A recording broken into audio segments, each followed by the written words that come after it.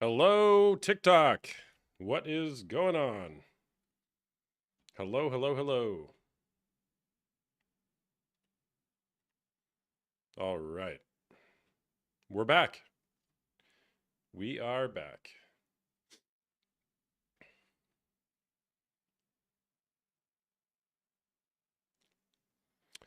Welcome, welcome, welcome, everybody. Just getting started. We're going to have a great stream today. I hope. I hope.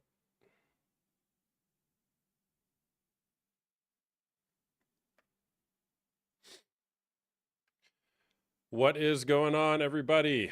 Welcome to the stream. My name is Austin Hamilton, also known as the Porn Coach, the coach of porn. Here to ask one of the most important questions, I think, in the whole entire world. And that question is, is porn cheating? Is it cheating to masturbate while watching strangers have sex, particularly if you're in a committed monogamous relationship? That's the question. It's always the question, pretty much. So stick around and find out. Find out the answer to that question.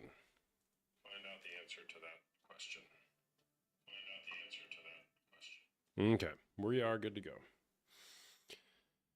We are good to go. All right, who do we have here?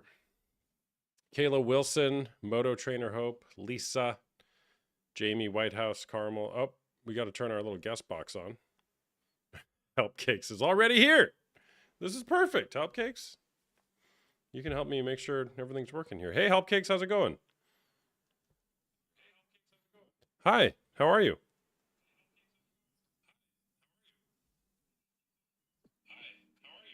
Okay, good. This is actually very helpful, Help Cakes. All right, Help Cakes, what's going on? Give us the good news.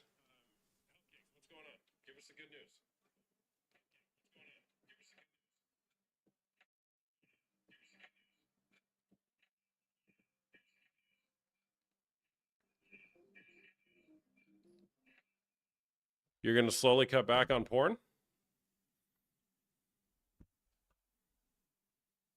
Help Cakes? Help Cakes, can you hear me? Yeah, now I can hear you. Okay, so you're... Okay. Okay, why is that? It's too much for you? Well, what does she think? They hold on, Help Cakes, 1 second. The people say they can't hear you, which is great because, oh my goodness, what a travesty. They can't hear. Hold on a second, chat. Hold on, because you're going to want to hear this. TikTok Live Studio, I got it.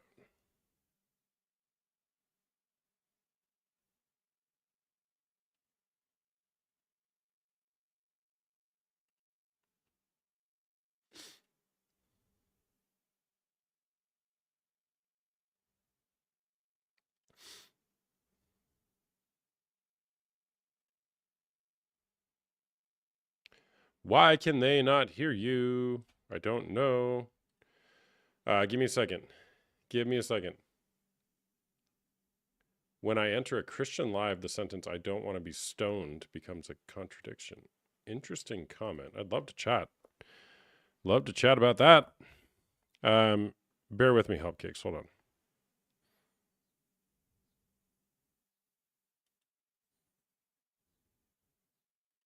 All right, Help Cakes, can you talk again? Oh, he's not there. Keep talking close.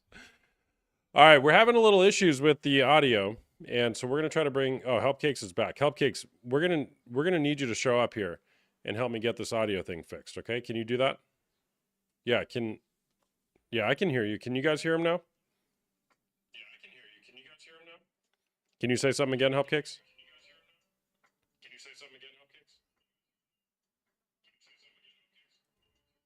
Shoot, hold on. Hold on.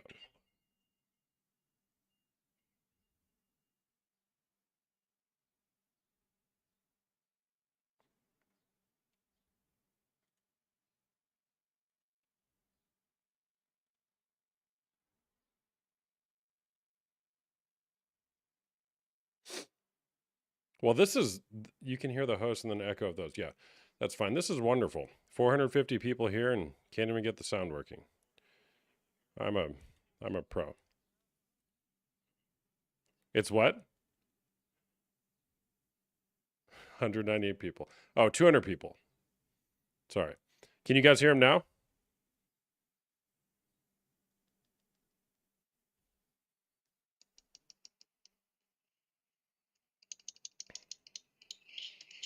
Gosh, this is the worst.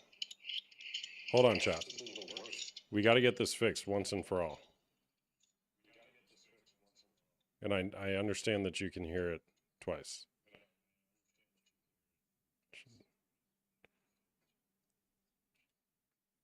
All right, what about now? Can you talk again?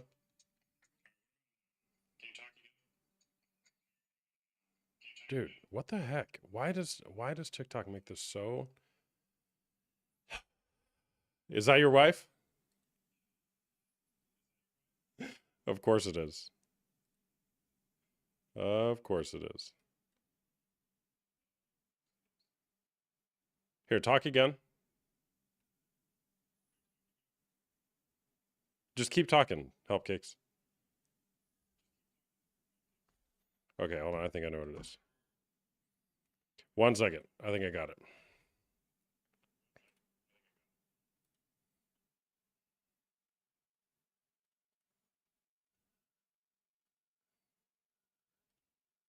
All right, what about now?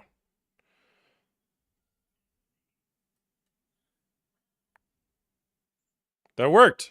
We did it. Okay. All right, Helpcakes. We did it. Yay. We can hear Helpcakes. Helpcakes, tell us what's going on. Oh, you booked a cruise. Where are you going? The what? I don't know what that is. Okay. What are you going to do on the cruise? A swingers cruise. Okay. Why are you going to do that?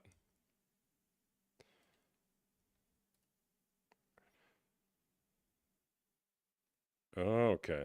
Okay. And how does your wife feel about that? We'll cut him in a minute, Sexy Max. Just a minute.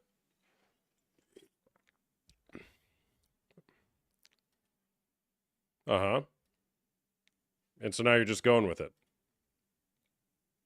Yeah, okay. She's on board. Nice. All right, Helpcakes. I'm going to move on. We had to work through these technical difficulties, but stick around. I know you will. We'll bring you back on later, okay? Okay, you're welcome. Bye-bye. All right, everybody. Can you guys hear me okay now? And could you hear our guest okay? Sorry about that. Little technical difficulties as we're getting back into the swing of things here. My name is Austin Hamilton, also known as the Porn Coach, the coach of porn. I help both men who are struggling with unwanted sexual behavior, who are wanting to break free from that, such as porn or sex addiction, to do that. And I also help women who are struggling with partner betrayal trauma, the trauma that a partner experiences when a betrayal has been discovered. Stick around and listen to the live. We'll bring some guests on, and I'm sure we'll hear some interesting things. Hello, Cowboy Bunny Beep. That might have been a little low, but that's okay. All right, let's bring another guest on. Lenny, we've got Lenny here. Lenny, Bobeni, Banana, Fana, Fofeni. Me, my, Momeni. Lenny. Let's guess when we bring a guest on. Are they a porn watcher or not? Okay, Lenny's not here. That's okay. Let's bring on Mulu Belay 42. Mulu Belay. Over under on whether this person's a porn watcher. Just have to find out. Never assume. Don't judge whether someone's a porn watcher. You never know. You never know. But they might be. Statistically, you're probably correct if you say yes. All right. Mulu Belay is not there. Let's bring on the next person. OG Blunt Buddy. Hey there. What's going on? Hey, what's up? Not much. Are you 18 or over? Yes, sir. I'm 20 years old. All right, cool. Is porn cheating? Personally, I think it kind of depends to a certain degree because I feel like that's a discussion that you should have with your partner, honestly, because I feel like to a certain degree, porn can be very addicting. It can ruin lives and it can ruin relationships. But depending on the certain circumcision or the certain circumstance of the relationship, depending on whether or not that person can actually have sex or not, that's a very big factor, you know? I do hear the echo. Hold on a second. Hold on, man. Give me a second. Yep, you're good.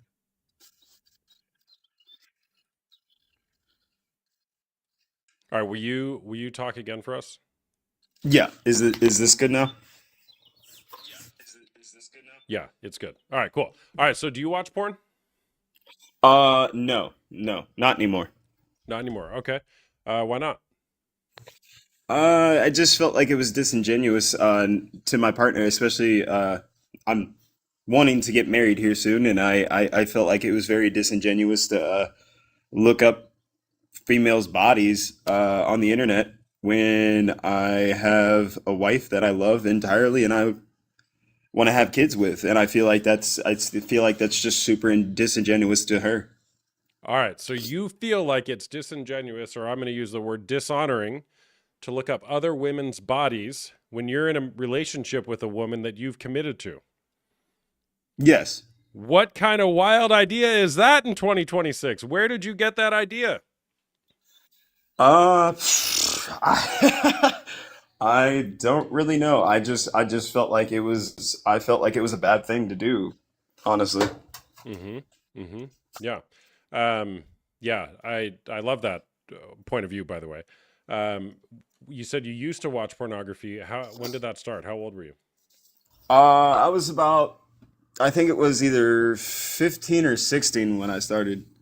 15 or And 16? that went on to about maybe 18 or 20. And then after that, I got with my hopefully soon to be wife.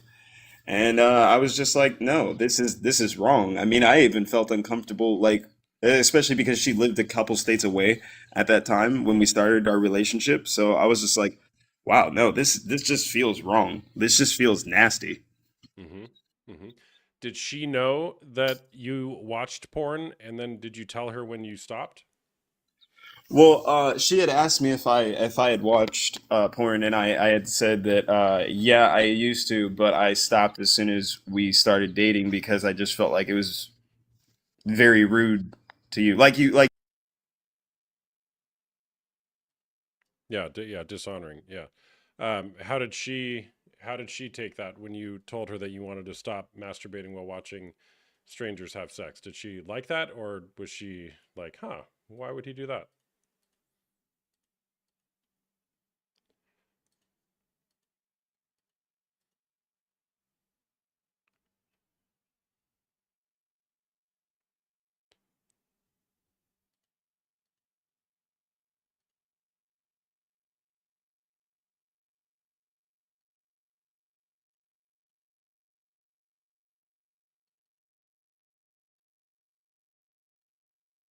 Mm-hmm.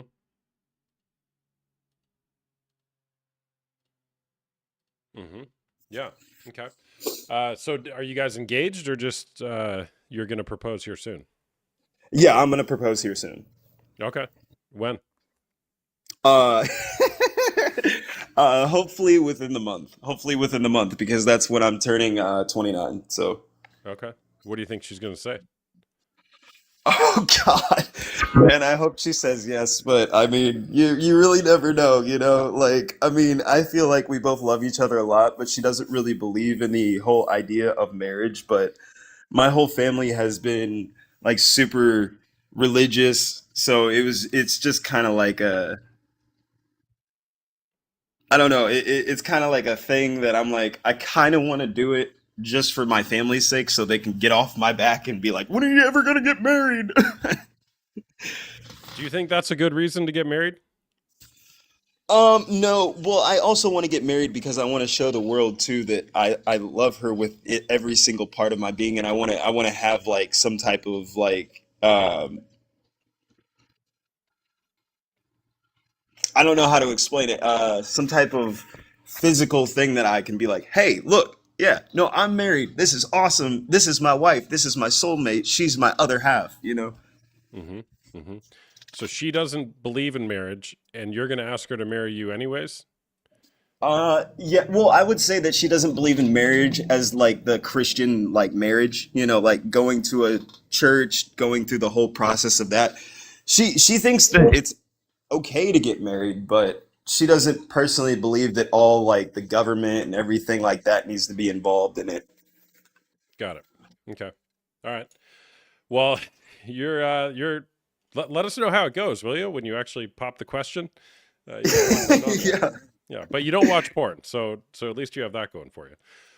What would you say? You said you're 29 years old or about to be 29. What would you say to the younger men who maybe in their teenage years or early 20s who watch pornography? What advice might you give them?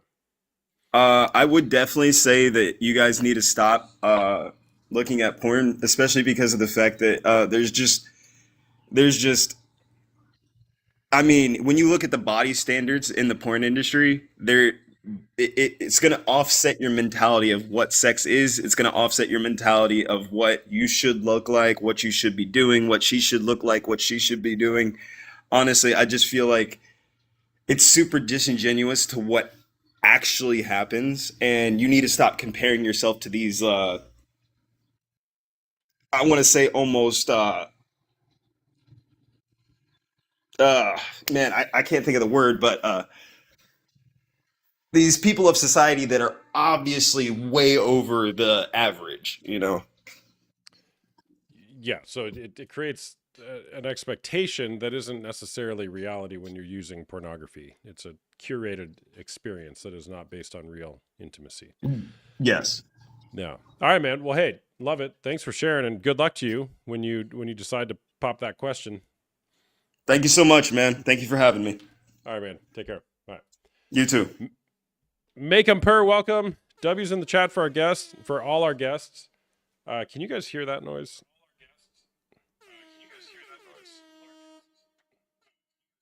Yeah. Okay. That's plenty loud. Maybe could be a bit louder, but I'm not trying to make y'all go deaf here. All right, let's bring another guest on. My husband says it's just a quick fix. Interesting, Joe. Hey there, Michaela. How's it going? Good, how are you? I'm doing good, thank you. Is porn cheating? Yes, absolutely, without a doubt. All right. Could you turn down whatever's going on in the background over there? Yes, I'm so sorry. That is my daughter's tablet. Let me get this turned down. Here, Oh, baby. that's all right. Is that better? Yes, it's much better. All right, so porn is cheating. Is that what you said? Yes. Okay. Why is that? My current partner was a severe porn addict whenever we got together, to the point to where I couldn't even look at myself in the mirror anymore. I was questioning if I was worthy enough. And he says now that he has stopped. He claims that he doesn't watch it anymore whatsoever. But I still find myself going through his phone every time, trying to find it, questioning if he's just hiding it from me. It is definitely cheating because you lose all like respect and morals for your partner. Like you have no sense of like you don't I feel like you don't even love them anymore if you go to porn rather than go to them. Yeah. All right. So, what's it like for you to talk about this publicly on TikTok? It makes me a little bit nervous, but I also am looking at advice on how like to move forward with like loving myself after being with someone that had a porn addiction. Yeah. So, how long were you with that person? We are still currently together. We've been Oh, it's the together a same little guy. over 2 years. Yes. Got it. Okay. And is he still using pornography? He claims he is not, and I haven't caught anything. But it's still something always in the back of my mind whether he's being honest or not. Mm-hmm. Yeah. Is he there right now? He is. Oh. Does he know you're on this live? He does. Oh. Hello, sir. How's it going? Good. How about yourself? I'm doing well, thanks. Do you watch porn still? No, I do not. No? Okay. All right. That's a quick answer. All right, so you're wanting to know how to heal and kind of reclaim your view about yourself given that your partner was using pornography. Yes. Yeah. All right. Well, first of all, the most helpful thing for a partner who's been betrayed is separating his behavior from your beliefs about yourself and how you view yourself. Or differently put, his behavior is not a reflection of your beauty, your value, or your worth. Okay. Do you believe that? Sometimes. Yeah, that's an honest answer. Yeah.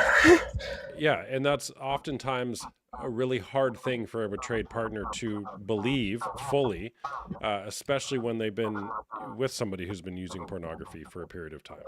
Okay. How long ago did you kind of make the discovery that he was using pornography? And what did you discover? It happened in the first few months of us being together, and then about a year after us together. It was mostly just, his regular, porn searches, BDSM, and things like that.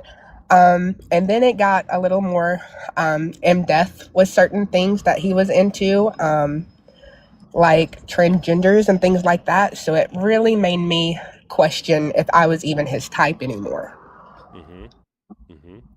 Yeah. How you doing, man? I'm here. You're here. Okay. He's still here. Great. So you really did get to know what he was looking at and all that. Yes. Yeah. What's the story you make up about that, or you made up about it when you learned of his behavior?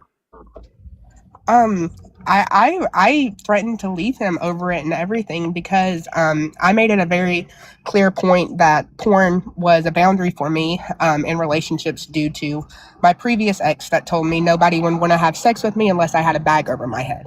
So so I had a lot of trauma revolving porn already. So I let him know in the very beginning of our relationship that was a boundary that I wouldn't budge on, even though I obviously broke that to myself. But I talked through it with him. He said he would never do it again. I caught him again a little over a year after that, and that is whenever it really he claimed he stopped completely. He gave me more access to his phones, his passwords, things like that, but it's still always in the back of my mind. I'm like, is he deleting his history? Is he just getting better at hiding it now? Or, Yeah, totally. Yeah. Well, can I ask you a question, man? Yeah, sure. Go ahead. Why did you do that? I have watched porn for a majority of my life to where it had become almost like a necessity for me to watch it. And I had been in relationships where porn really wasn't that big of an issue. So getting in a relationship with her, it was more of, hey, this is new, this is weird. I'm not used to being told no to watching porn before. So changing that element, it took time for me to realize, hey, I really do love this woman and I don't want to jeopardize my relationship with her. So one thing had to go, and I surely wasn't going to give her up. Yeah. So when you guys talked about it early on, you said all the right things. But then what typically happens is you really didn't change much in your life besides kind of making that commitment. And then you found yourself falling back into it. And then she discovered it again. Yeah. Yeah. Okay. How long ago was that? That was about a year ago. Okay. What have you done since then to really root this out of your system? So what I've been doing is changing my thought process, as in like when I'm horny or I want to watch porn, I'm more of go through our photos and videos that we've made with each other and watch those instead of watching porn. So that way it's, hey, I know I want to watch porn, but this is the porn that I've made with my significant other. And that is what helped me really get off of porn, because I was watching us, not other people. Yeah, got it. So you've gotten off of some porn, but you're still using porn. It just happens to be porn that you and her have made together. Yes. Which I'm assuming is consensual, and she knows that you're using it when you're using it? Yes. Yes. Okay. Yeah, so I think that's a a reasonable step forward. However, if I can I just offer you some perspective? Oh, always. Yeah. Always looking to be better and, be the best man I can for her. Yeah. So you may have stopped watching the other porn, but you're still essentially, it sounds like, kind of using pornography as a way to escape something, right? So I'm feeling horny or I'm feeling whatever. I need to look at porn. Well, at least I'm now using our porn instead of porn broadly. Oftentimes, pornography can kind of create a wedge between having true intimacy with your partner. And I'm wondering, as opposed to using the pornography you guys have created, and I'm getting a lot of feedback from you guys. I don't know what's going on over there, or if you can do anything about that. But I'm curious, what might the conversation about intimacy between you guys be, as opposed to you using pornography just kind of when you're feeling horny? I didn't. A lot going on over there.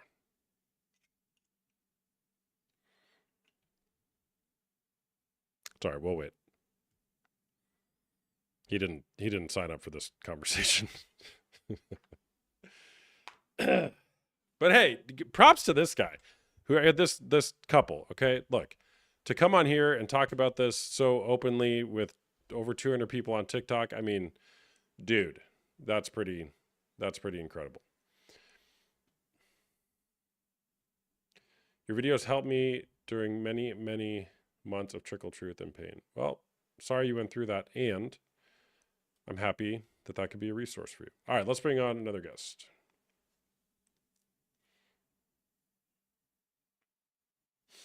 I'm gonna speak on it. Hey there, what's going Okay. on? Hi. Sorry, my fiance's in the room.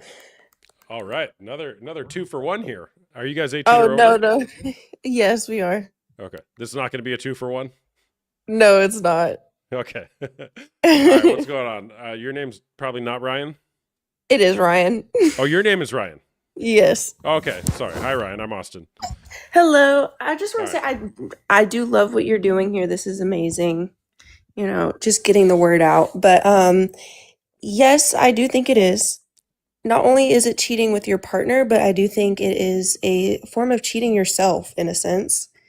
You're cheating yourself out of, getting a quality, view on how intimacy can really be. And you're cheating yourself out of that, that possibility that you could have, with your future partner or the partner that you have now. So yeah, honestly, cheating, it's cheating.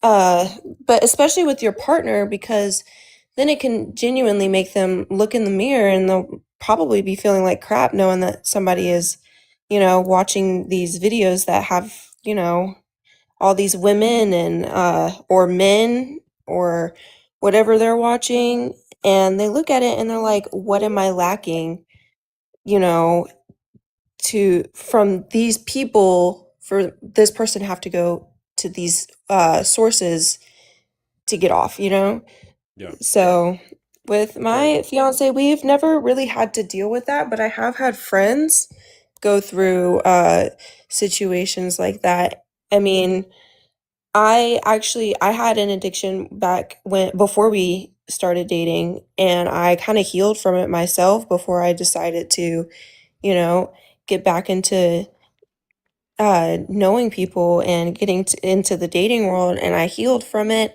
And I decided to stop cheating myself out of finding that real intimacy. And believe me, from someone who has done it before, it's amazing. It's life changing. Like, I love, being with him. He's everything to me, and it's like whenever we do things, it's like it means more in a sense.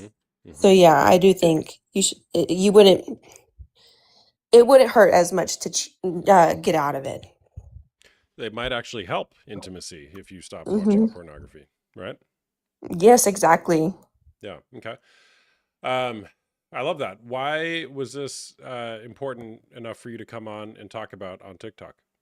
Because it's something I used to struggle with, I used to struggle with using, and I found it hard to find love in myself, which is one thing. And yeah, I cheated myself out of loving myself. I would look in the mirror and I wouldn't find myself as beautiful and things like that. But whenever I did stop and I started, growing my relationship with God, I don't know if you're into that, but whenever I started doing that, I just felt more at peace with myself. And then I met my fiance, and I stopped cheating myself out of real intimacy and connection, and you know, so Mm-hmm. everything gets better after stopping. Mm-hmm. Like it gets better. So Mm-hmm. as someone from like a success story, that's why I wanted to come on here and talk about it. Yeah. Yeah. Thanks for sharing that. I love that. How old were you when you were first exposed to pornography, or when you started watching it? Uh, this is really sad to say, but I was really young. I was probably in like still elementary school to think about it, being exposed to things like that because of, how widely produced it was. And for a child, to have that introduced to them, it's heartbreaking to think about because there's a lot of other, like, there's a lot of kids out there that are being, this stuff is being put in their face, like just watching TikTok, you'll have, these OnlyFans stars and stuff like that that come up on their page, and it's really sad, um and so going into it from a young age for these kids and stuff, it kind of brainwashes you, and it makes you think that, oh, maybe I do need this, maybe I need to do certain things to, look prettier, or you know what I mean? Like just it just completely messes with your brain. And it's sad how it's being, mass produced to these children, Mm-hmm. and being, shown to these children who should not be seeing it. So, Yeah. Yeah. When you were exposed to it, did anybody know that you were using it or watching it, or was it kind of a secret that you kept?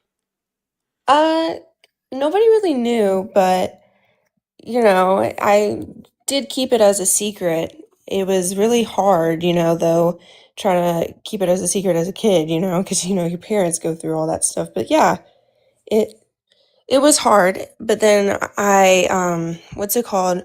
When I had turned 16, I decided to drop it after finding a relationship with God, and I decided to drop it not only just, for my future spouse, but for myself. Mm-hmm. And it's amazing. I mean, I've gone on almost 3 years without using it now, so Mm-hmm. pretty nice. Mm-hmm. Good for you. What was it about your kind of exploration with faith and your relationship with God that kind of led you to this realization that pornography was no longer serving you? Uh, I just found how putting down it was to the women that were in those videos and the men. And you think about it, like these are God's children too, you know, and they are on the internet, being sexualized all the time and stuff like that, and it makes you sad as someone who's watching it. And so when I had started doing, I felt convicted for looking at, God's children in that sort of way, and I decided to stop it from the conviction that I was getting, Mm-hmm. because I Yes. was growing closer. So, Yeah. So it's essentially the way that you viewed people, and kind of by extension, what you were willing to do to a person, right? If we could extend that out to pornography, mhm. right? The analogy I like to use a lot is like, people often say, well, it's just a person on a screen. It's harmless. All right. Well, what if you're having lunch with that person on the screen? Would you just start masturbating at them? Or would you treat them like a fully dignified human being? Exactly. And I would hope most people would say I would treat them like a fully dignified human being and not just treat them as a sex object. Hmm. So then the question becomes, why does the distance and the screen make us treat people so differently? than we Mhm. would if we were there in person with them. So that's a really sounds Yeah. like a really healthy perspective change that you made. Yeah. Yeah. So, and just any advice to anybody out there that is looking to give it up, just feel free to do so. I mean, it's going to benefit you in the future, and whatever help that you need, this guy is obviously amazing. I mean, it looks like you're a, what's it called? A counselor, recovery coach. Mm-hmm. Yeah, y'all should. I love what you're doing. Appreciate Seriously. that. Yeah. But yeah. Yeah, thank you. Well, thanks for sharing, and I love that. And good job for both of you. You know, really starting off your marriage in that way, not using pornography and just creating that intimate connection between the two of you, and the two Mhm. of you only will serve you very well. Yes. Sharon. Thank you for having me. All right, bye-bye. W's in the chat for our guest. Oh, I got a burp. Okay, I just had a root beer. Olipop. Who here drinks Olipop? The best drink ever. What's the catch? LOL. There's no catch. There's no catch. Give me a follow if you guys like my content. If you don't like my content, follow me anyways. Come back and argue with the people in the comments sometime. It's kind of fun.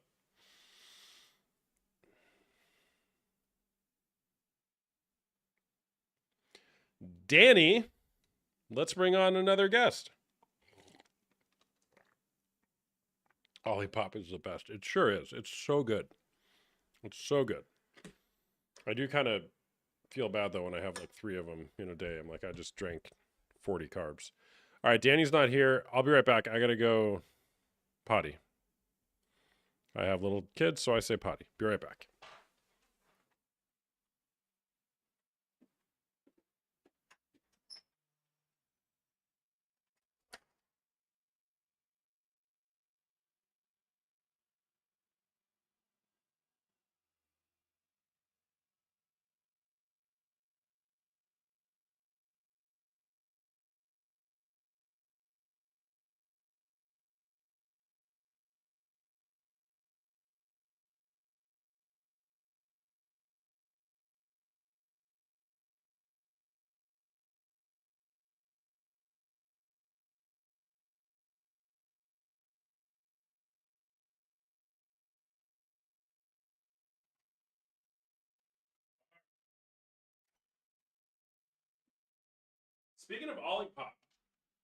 Speaking of Olipop, what's your favorite flavor of Olipop?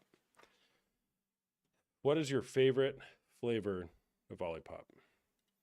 I like grape right now. All right, let's bring on another guest. Hey there, almost. Kalia.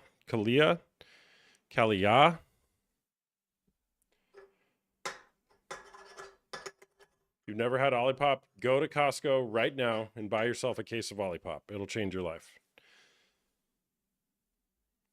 Results may vary. Is this a Christian live? I'm not sure what that means. My name's Austin, not Christian. It's an Austin live.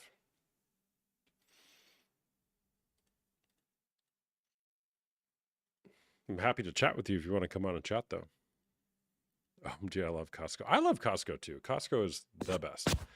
Hey there, what's going on? Hello. Up. That person left. All right.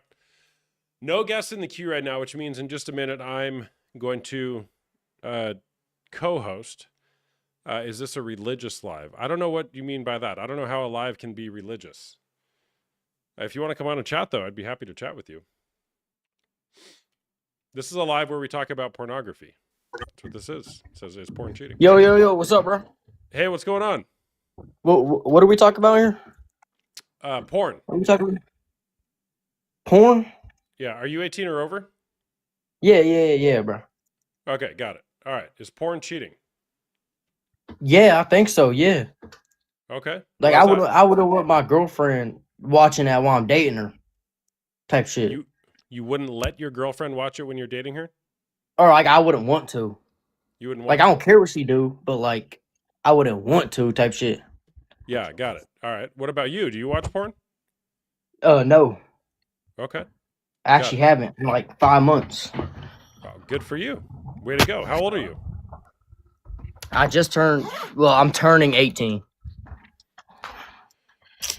I'm like Okay, so when I say, are you 18 or over, and you say yes, I believe you, and then I ask you questions, and you answer them, and then we find out that you lied, I don't know what to believe. Bro, you just lose all credibility. But whatever, do what you want. It's your life, not mine.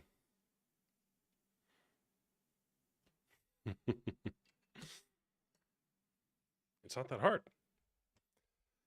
Okay. Okay.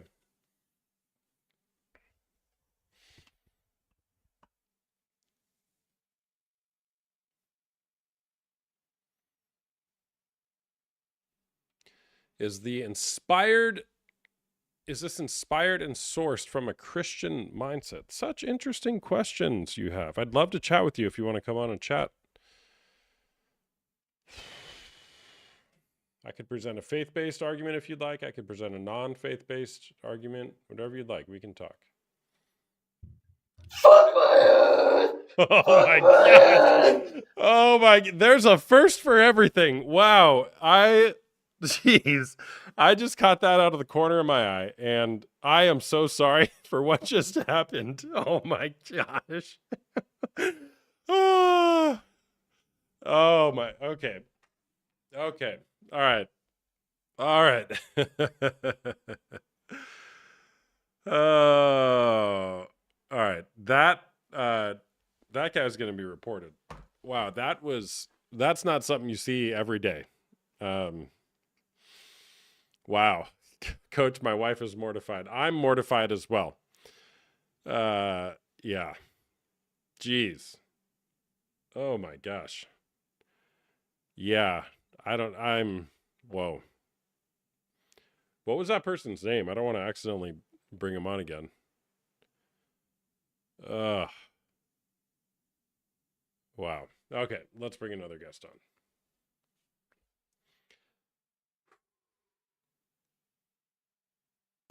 What was he doing? You don't want to know what he was doing, Chai Latte. How you doing, Coach? How you doing? I'm doing all right. Did you see that? I did see that. Okay. All right. I'm doing all right. How are you? Oh, not too bad. Just here to kind of give my opinion, I guess, on the topic. All right. What's your opinion? For me personally, my opinion, I feel like if you're in a relationship, and even, I mean, in a relationship or not in a relationship, I feel like you shouldn't be watching porn. Period. That's at least for me, just because it definitely, I feel like it really messes with your mind, it messes with your health, it makes you lazy, just makes you not really proactive mentally. And when you're not proactive mentally, it just really, I feel like physically that affects you a lot. Hmm. Do So, you watch I pornography? mean, that's kind of my opinion on it, just because I've known a lot of people that have really been addicted to watching porn, and their life has, I mean, not just on spending money and everything, but their life has really gone downhill just from that. Hmm. Yeah. What about you? Do you watch pornography?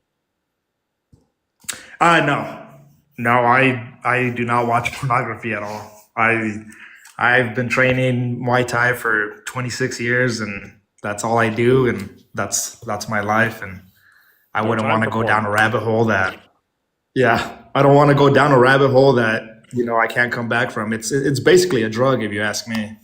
Hmm. Yeah. Yeah, for sure. Did you ever use pornography?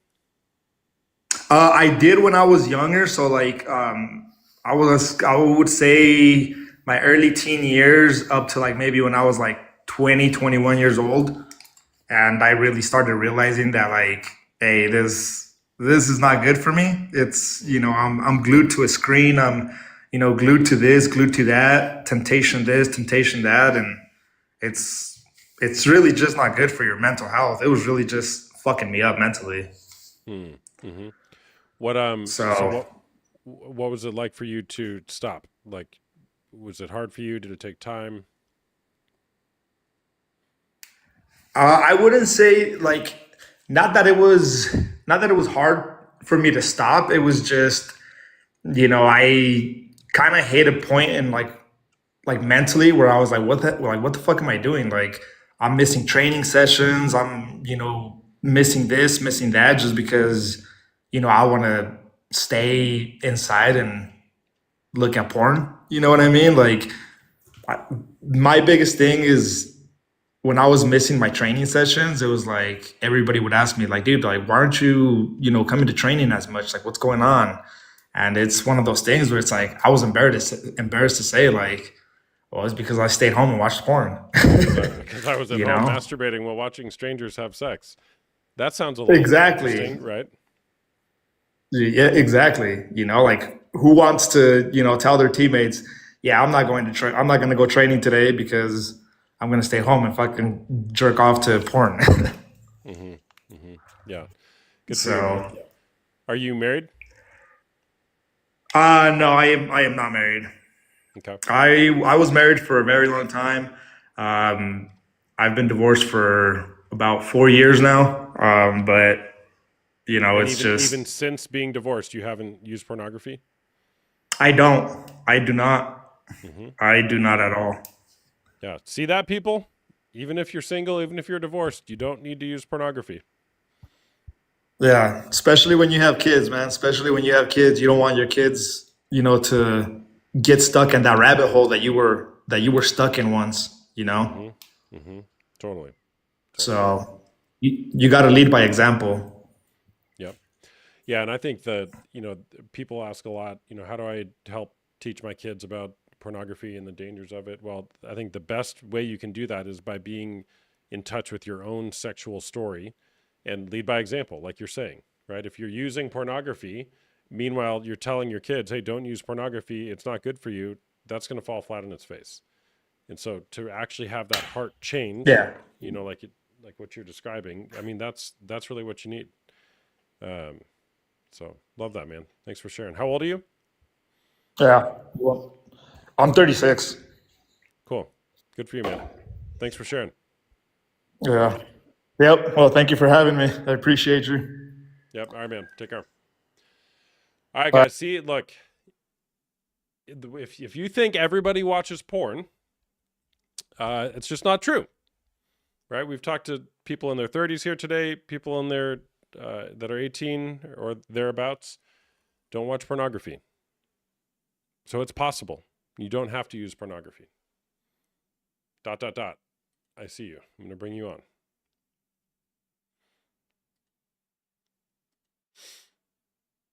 Fuck my ass again. Fuck it again. Fuck my ass. Dang it. Fuck. Dang it.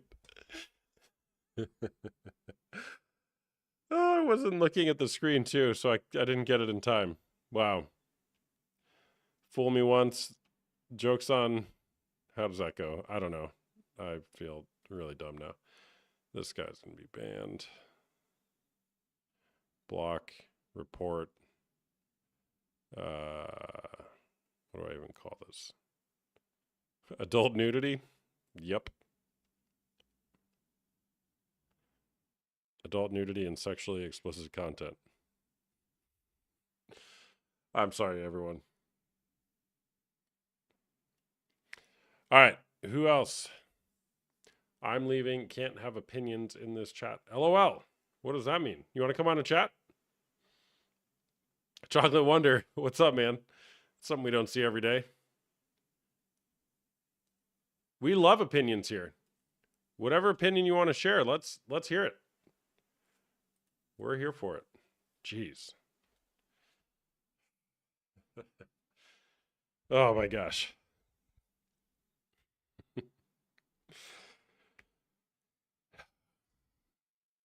I'm sorry for all of this. I just had someone give me trash because I said I think it's cheating. Well, don't let that rattle you, Rihanna. Don't let that rattle you. They have your opinion and you can have yours.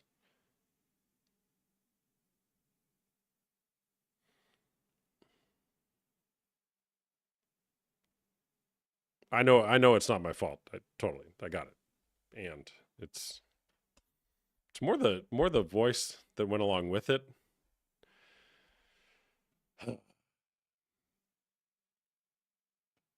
But, whatever. We move on to the next play, right? That's what good athletes do. Help Cakes, what's going on? I can't believe what that guy did. I can't either, man. You didn't My relapse, wife is did you? mortified. Your wife is I- mortified? She should be. Oh Is my- she there? Yeah. Oh, okay. Can we ask her what she thinks? Oh my goodness. That was like a dude wipe commercial. It sure was. Yeah, but like a rated R dude wipe commercial. Yeah, it was disgusting. It was. I'm so sorry you had to see that. That must have been hard. And it was very hairy. It looks like the surface of the moon too. A lot of dimples. He could have blow dried that. Oh man. I almost vomited. Yep, I don't blame you. I don't blame you. Oh, well, I'm sorry. I'm sorry you had to see that, Mrs. Hopcakes. Well, at least when we watch corn, they look good. Well, hey, careful with that. Careful with that. Define good. Beauty's in the eye of the beholder. Honey, you looked at them? Well, yes, cupcakes. All right, Hopcakes. I'm very mad Why is that? because my wife's looking at other men. Yeah, you know what? But remember what I always say. You can't help the first look, but you can help the second look. So if she took a screenshot of it and she's still looking at it, that would be a problem. But none of us could have predicted what just happened here. Okay, So just remember that, Mrs. Hopcakes. It's not on you. no problem. Okay. All right. Thanks for sharing. We'll see you guys Okay, next time. bye. Okay. Bye-bye. Oh. All right. It's not the same guy, Joe Blow. We know Help Cakes very well here. He's like a friendly troll. He's our favorite troll. We like talking to him for comedic relief. All right. W's in the chat for all of our guests except for the Mooner. Not a fan of that. Not a lot rattles me, guys. For those of you who watch me regularly, I don't get rattled by very much, but I'm going to be honest, that one got a little rattled from that. Might take a minute to recover from. Jeez. To be fair, it could have been worse. You're right, it could have been worse, but let's not use that standard. If we're saying it could have been worse, we might be having the wrong conversation. Violently inappropriate. All right, no more guests right now. Give me a follow if you guys like my content. I talk about pornography, sex addiction, how to heal and recover through that, particularly if you're in a relationship. We're going to co-host now, if and until we get more guests, although there's another guest right now. So we'll take this guest and then we'll co-host. And he was standing straight up, not bending over. Yeah, I think we all are. All right, that guest wasn't there. Co-host time it is. Brrr. Let's go.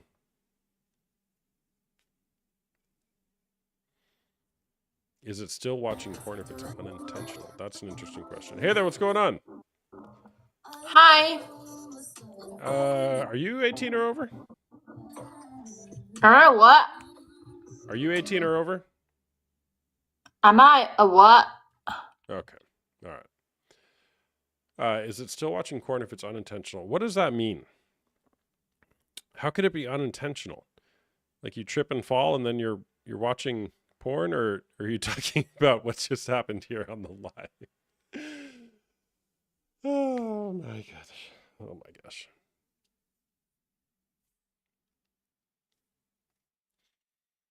You can't help the first look, but you can help the second look. Hey there, what's going on? Hey, breaking free from Is porn cheating? That's the question. porn cheating. Happy Monday, Alicia Ash. Chat, do y'all think they cheated? Yeah, chat, what do you think? What do you mean? Break this down. What do you mean cheating? All right, let's break it down. All right, so if you're in a relationship, like are you in a relationship or are you single? No, I'm in a relationship. Like, is it watching it cheating? Yeah, so Why like are you in a relationship? if you or your partner was masturbating while watching strangers have sex, would you think that's cheating or acceptable, or would you be like, I oh, that's don't know. That's interesting? kind of weird. I don't do that. That's I don't know. No. Mm-mm. Chat, what y'all think? You don't think so? No, I think that is. I think that's cheating. I mean, You I think that? wouldn't say it's cheating, but like that's like I don't think that's something that like you know someone should do. Are you 18 or over? Did I ask you that? I think I would consider it. Yeah, I am. I'm Okay. back. Okay. The chat say they think they consider it. Why do y'all Yeah. consider that? Do y'all think it like makes y'all like it makes it like more Well, how would entertaining? you feel if your partner was looking at Hmm. other women sexually? Yeah, I don't like that's cheating. Why are you looking That's at other cheating. women sexually? That's cheating. That's cheating. Okay. All right. That's Great. cheating. Thanks for sharing. Of course. Sorry, she said she's 18, over 18, but she. Uh,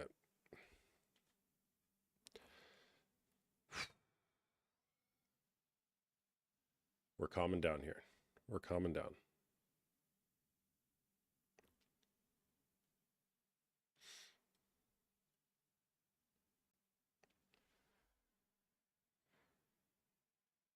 Nikki, welcome. Trina is in the house.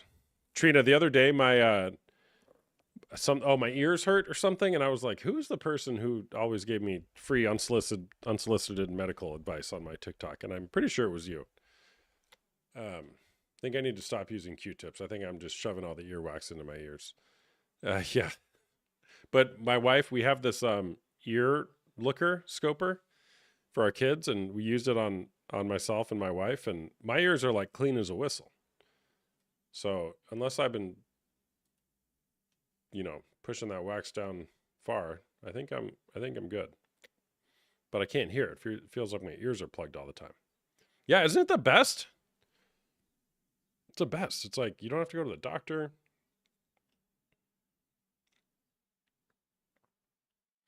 All right, we're co-hosting.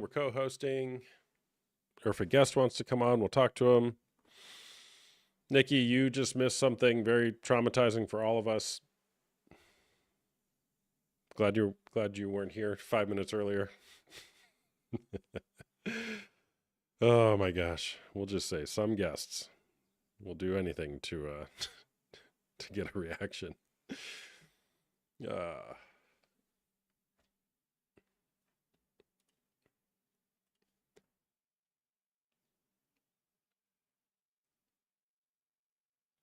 Adam asked what? What did I miss?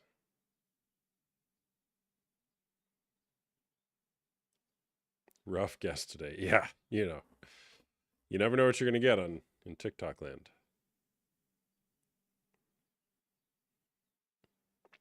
Lynette 4, now I left. He says he's going to stop. Sorry. What are you going to do with that? Lynette 4, you need to join our women's group. Tuesday night, 7:30 p.m. Eastern. How do I book the $1 console call? That ship sailed. The $1 or my intake call is now $50. So I'm going to keep it there for a little bit, and then it'll be $100. So if you want to book it now, you're welcome to. The link is in my bio. It's called a discovery call, and you're welcome to do that. And if you're sitting there thinking, "Oh, I should have booked it for $1. Now it's $50. I'm not going to book it." You weren't that serious, anyways. So, what'll it take to provoke change in your life? But yeah, the link's in my bio. $50. Micro cheating, not a deal breaker. Okay, micro cheating. So small cheating. Well, a little bit of cancer will still kill you. A little bit of cancer will still kill you.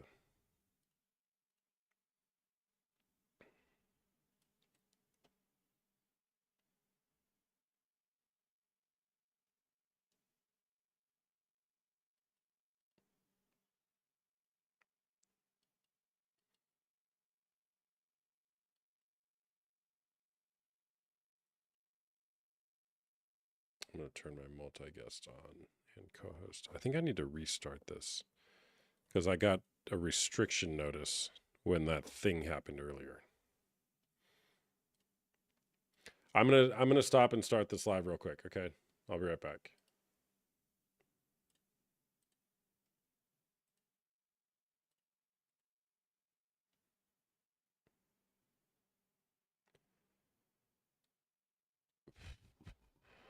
Still live on YouTube though, which is fine.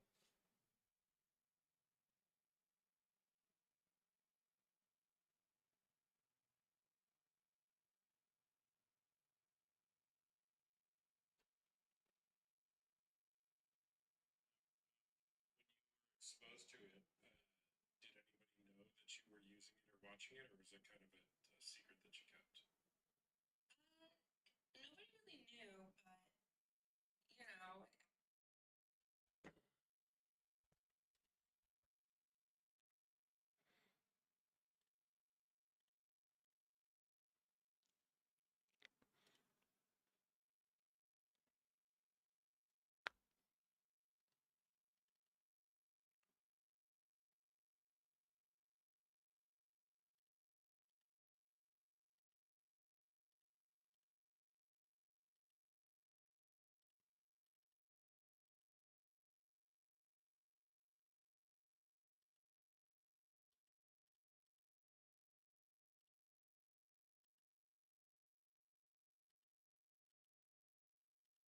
All right, we're back. We're back.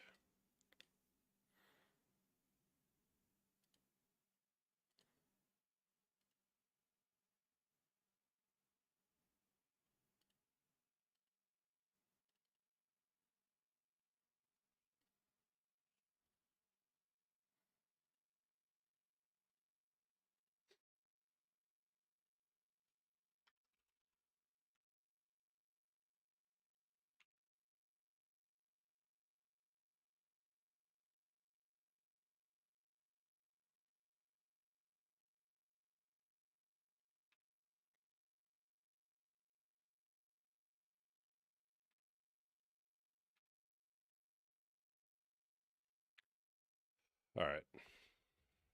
We had a little incident, and fortunately, so I simultaneously streamed to YouTube. Fortunately, I didn't have the guest box being streamed to YouTube as well. Though I kind of wanted to be able to go back and relive that. Krista, what's going on?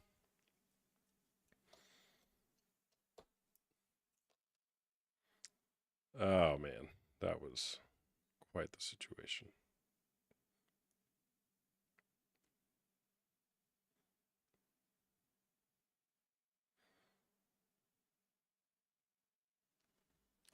I'm doing good, Krista. Thank you. Appreciate that. Muy bueno. Thank you. First for everything. Sure is, Connor. My goodness. All right. We're back. Let's get this going again. Like and share. Tap the screen. Let's go. I don't know how many likes we were at before, but let's get to 3,000. Okay. I always meant to book the $1 call. I still think I'll book the 50. I'm going to DM you a question though. Well, ask me the question, but I'm probably just going to tell you to book a call. So if you really want help, man, you know, book a private call and I'd be happy to chat with you. But yeah, ask me your question.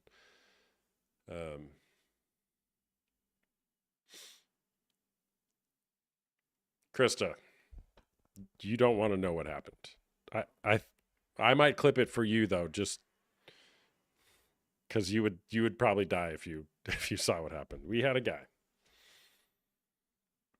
Remember how like last week we visited the moon? We'll just say we visited the moon on TikTok on live. Somebody showed us their moon. It was a big moon too. Got a close-up view. Close-up view of the moon. Artemis 400. And there was some very disturbing commentary that came along with it. Have we texted Krista? Didn't you buy merch? Send me a text and I'll clip it and send it to you. Or a DM. Oh man. All right. Well, did Moon Man think porn was cheating? I don't know that we needed to get his answer on if porn was cheating. I think if you're behaving like that live publicly on TikTok, you've got a lot of issues to work out. Not Austin sharing porn. That's actually, you know what? I shouldn't do that. Thank you, Trina. Yeah, I don't need to be anywhere near that. Is this my only topic? This is the starting point for many interesting conversations. The question is porn cheating. I haven't found a better question yet to enter into what's actually going on inside the human heart.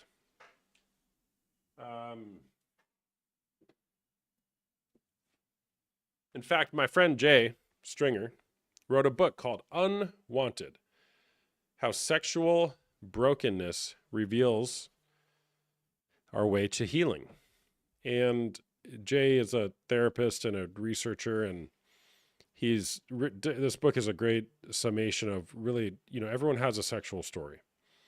Everyone has a sexual story, and we can kind of use it as a window into healing what's going on the inside, because we all have stuff to heal through.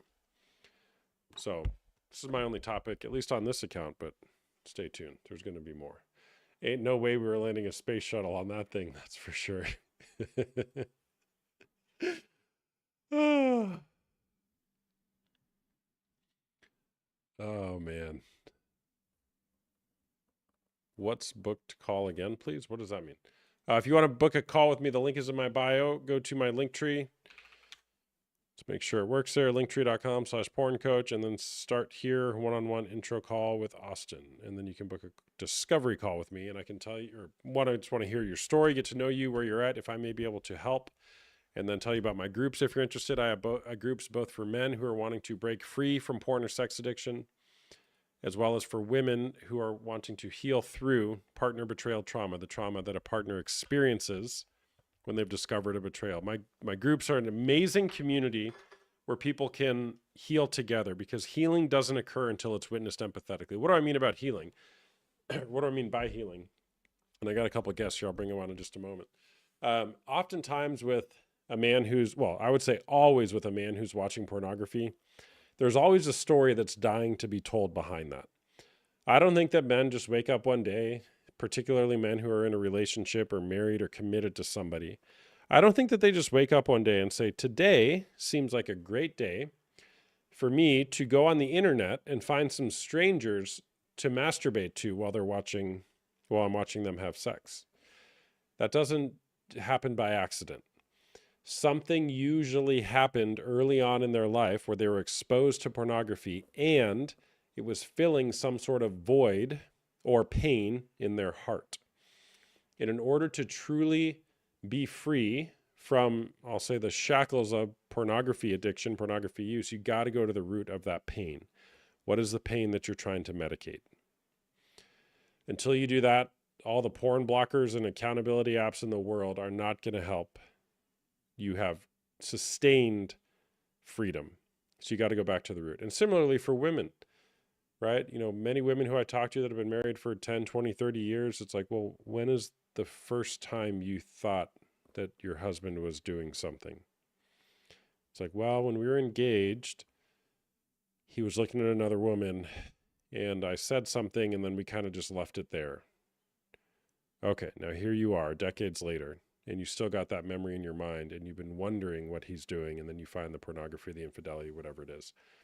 And so there's something in your heart as well that's you're crying out, you're wanting to cry out to say something about, this is not right. You shouldn't be doing this. We should be in a different place in our relationship, and that deserves to be honored and healed through. Anyways, there's a link in my bio if you want to chat privately. You can schedule a discovery call, and I'd be happy to share or hear your story and then share what my process looks like. Why do women just leave it there, though? Lynette, that's such a great question. I don't know. One, because, it's almost like ignorance is bliss, or Michelle Mays in The Betrayal Bind calls it betrayal blindness. I kind of know something is going on, but I'm going to just put my head in the sand and pretend like it's not there, because I don't want to disrupt all the good things that we have in our relationship. So let me just kind of coast along, and I'm going to see these signs. I'm going to ignore them. But then what inevitably happens is the dam breaks, and then you got to come to terms with it. So there's something inside that's saying, I'm not going to stir the pot too much. I'm not going to really bring this to his attention or really fight that hard, because then I'm going to have to deal with everything that'll happen once it's all on the table. All due respect to everyone, but does it usually assume the men are the ones watching it? So I'll use that language, particularly because it's statistically more prevalent with men, but women certainly watch pornography as well. All right, let's bring on another guest here.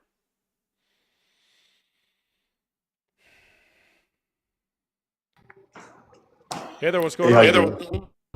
Doing pretty good. How about yourself, man? I'm good, thank you. So yeah, I was hearing what you're saying. A little bit of an echo, so I don't know if you can do anything about that, but I think it's better now. Yeah. I was listening to what you're saying, and I kind of agree with what you're saying on the whole pornography with men. Recently, and I'm gonna say it on live because I'm not ashamed, because I said it before, but I struggled with it. But it's not a daily thing. It's not a weekly thing. It's more of when it comes to basically when shit hits the fan, mainly.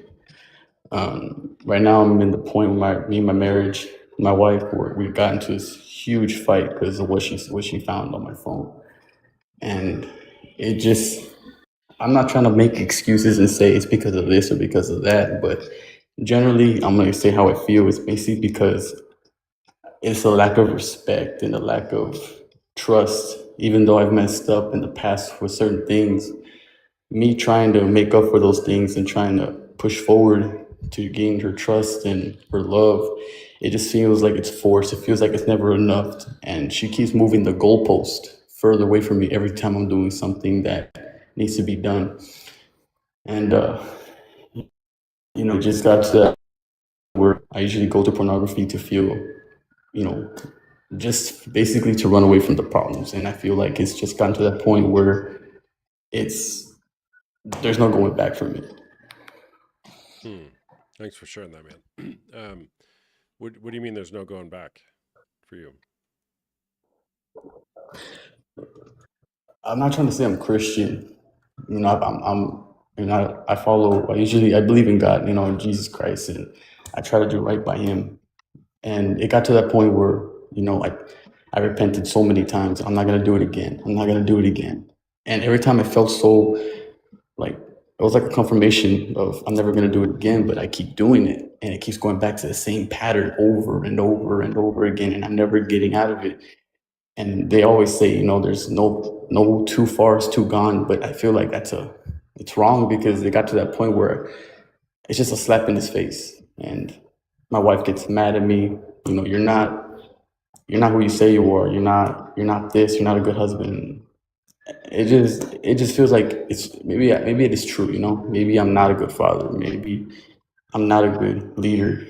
And even though I'm trying, maybe I'm not trying enough to her expectation, is what I'm going to assume. Okay. That's one way to look at it. How old were you when you were first exposed to pornography? I'm going to say maybe 10 or 11. Okay. How old are you now? I'm 24. Okay.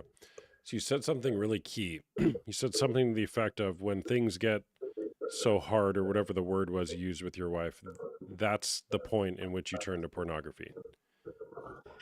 Yeah, and it's not fair to her. Yeah. Yeah, I got that.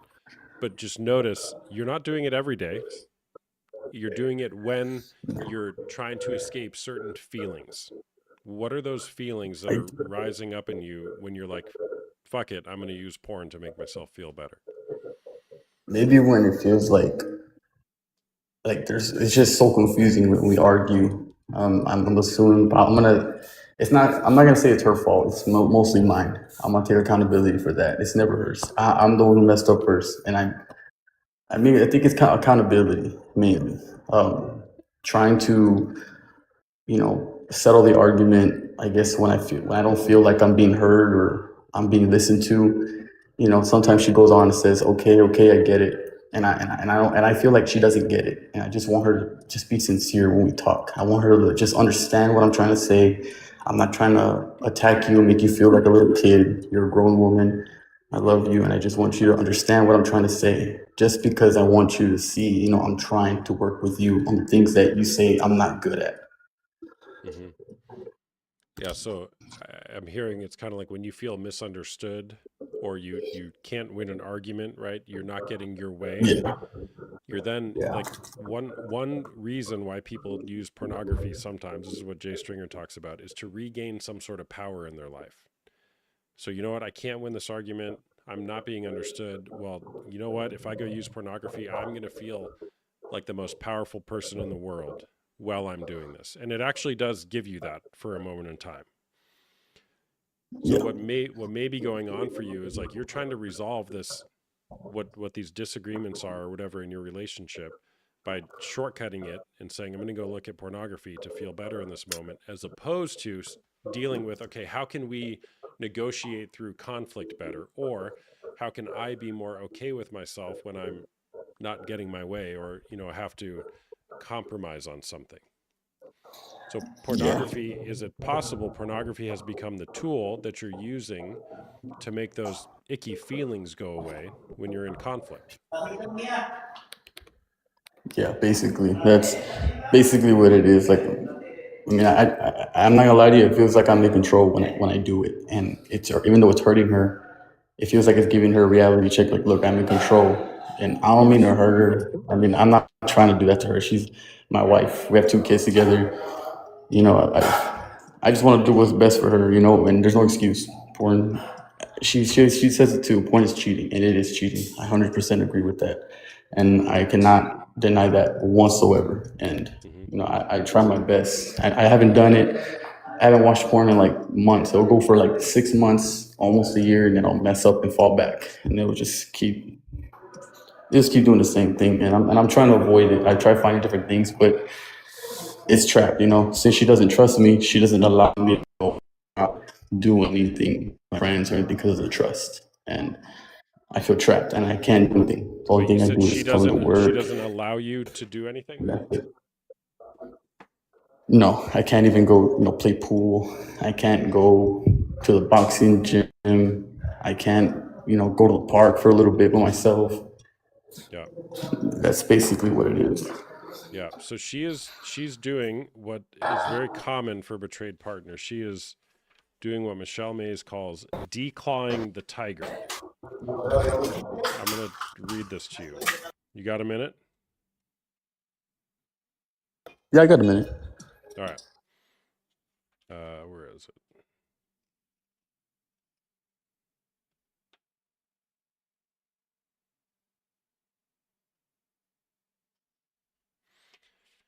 Essentially, it's the concept that in order for her to regain her sense of safety, she's declawing the tiger, meaning you can't go do this, you can't go play pool, you can't go out with your buddies, you can't do all that. And by the way, I'm not faulting her for that.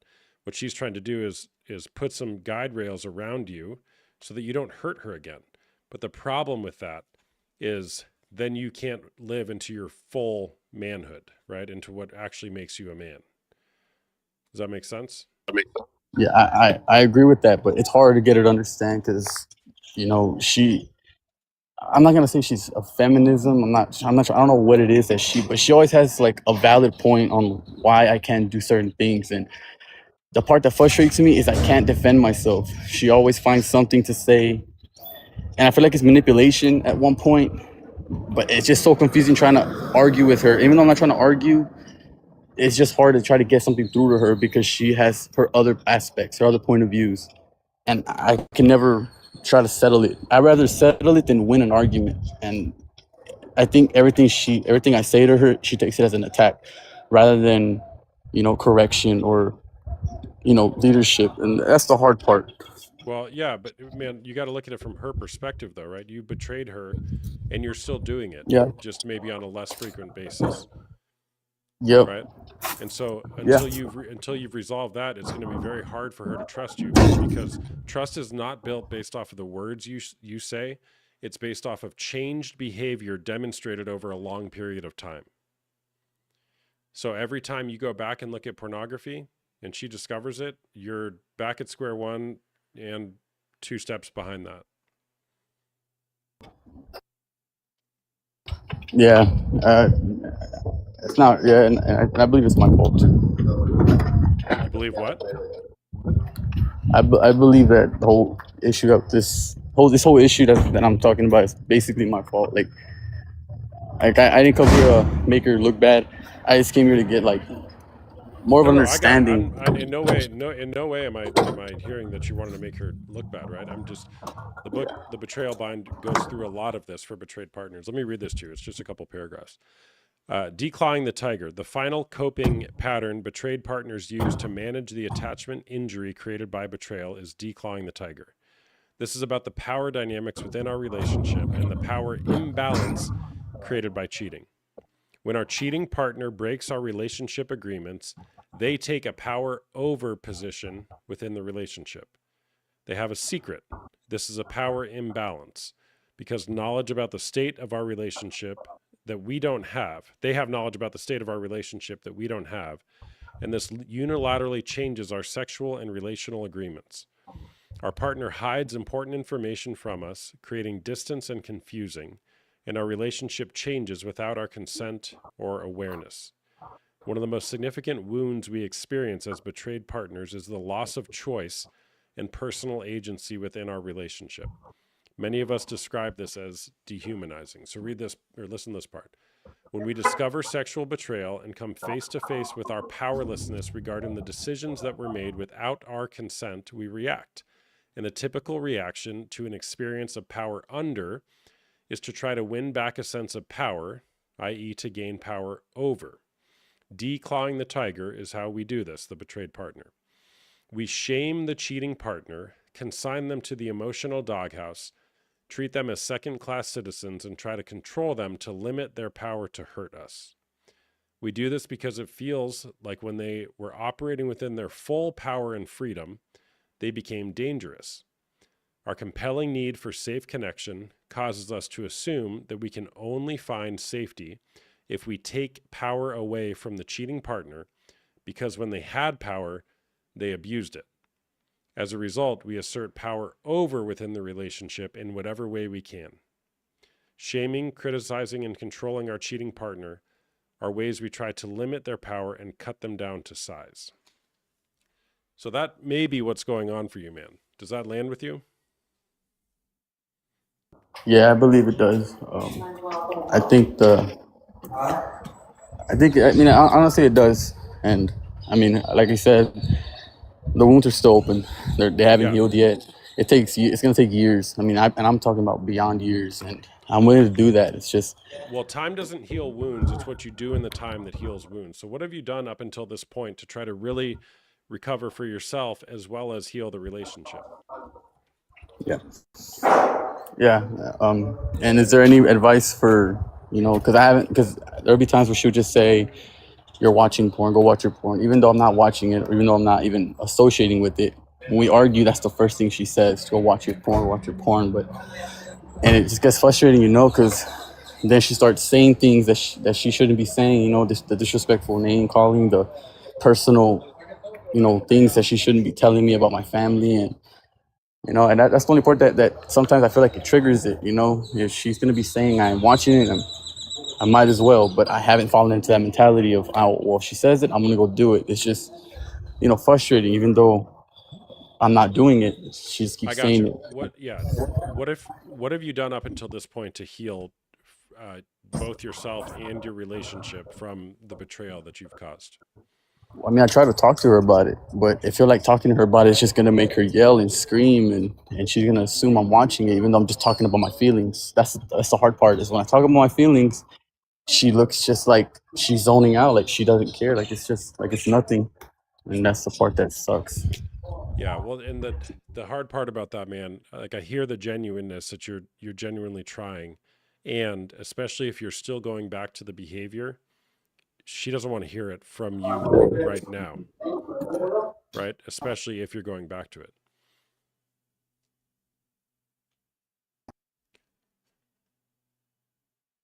Is he still there? You there, man? The book is The Betrayal Bind, for those of you asking.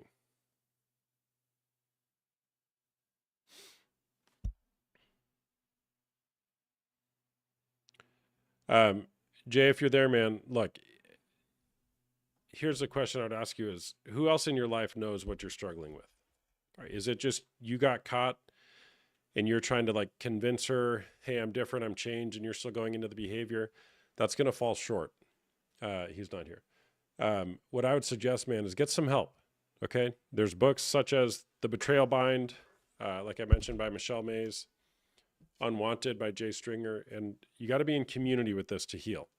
All right, I have support groups. We meet on Tuesday nights and Wednesday afternoons, both for men and women, and it's a great place to heal together in community because you guys need a container for the pain and so that you can heal. Okay, and in our women's group, we largely follow concepts from Michelle May's book, The Betrayal Bind, which is probably the best resource, at least in a consolidated format, to heal. And then Jay Stringer's book, Unwanted, for the betrayer, though it's helpful for both people, really gives a lot of insight into what is going on in the person who committed the betrayal. So for a guy like that, look, I hear the genuineness in his heart, and it can feel so alone, like you're banging your head against a wall because it's like she won't listen or she doesn't want to hear it. Yeah, because you betrayed her. And I say that as lovingly as I can, right?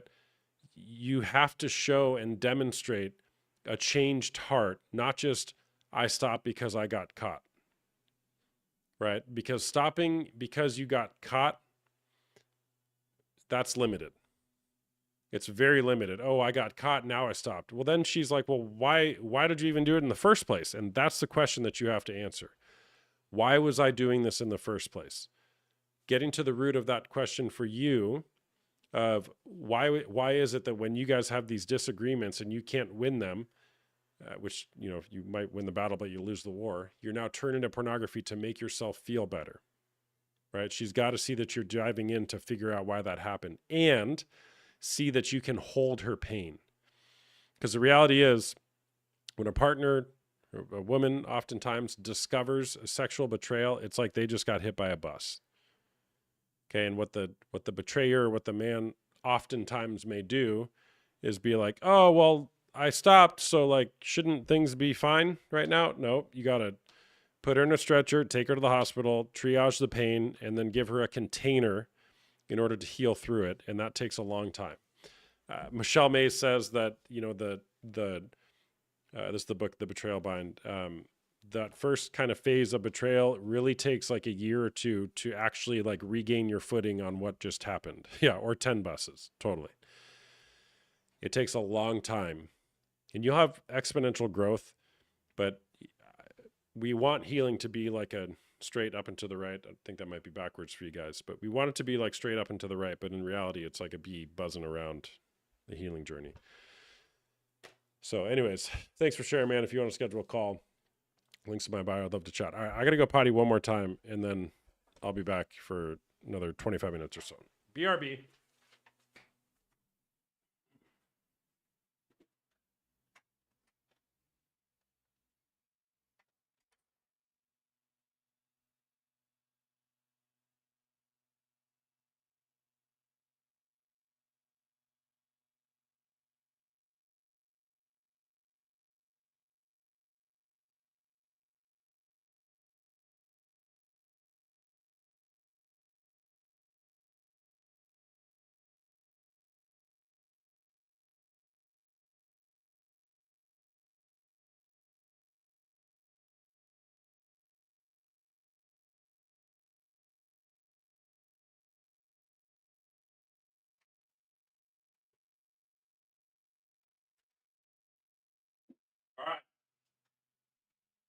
All right, let's finish strong. Coop's granny in the house. What's going on? What is the book for the person who has the addiction? I'd recommend the book Unwanted by Jay Stringer. That's kind of my number one right now.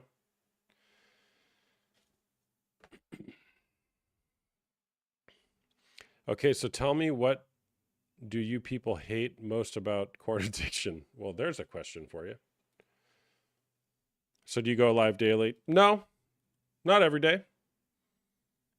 Many days.